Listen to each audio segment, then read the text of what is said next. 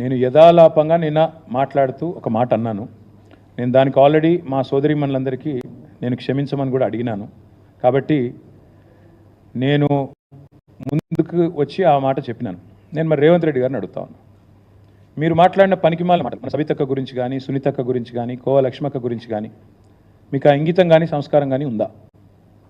నేను నిన్న యథాలాపంగా నోరు జారాను, మాట్లాడాను. ఎస్, ఐ అగ్రీ అన్నాను. హుందాగా మా చెల్లెల్ని, మా అక్కల్ని మాట ఏదైతే మాట్లాడాను దానికి క్షమాపణ అడిగాను. నీకు ఆ సంస్కారం ఉందా? ఉంటే చెప్పు.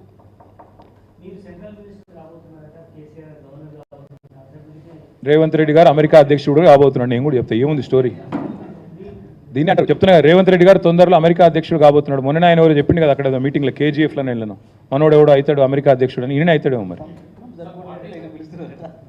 ట్రంప్ గారు సరిపోతలేరట, ఈయన పిలుస్తున్నారంట.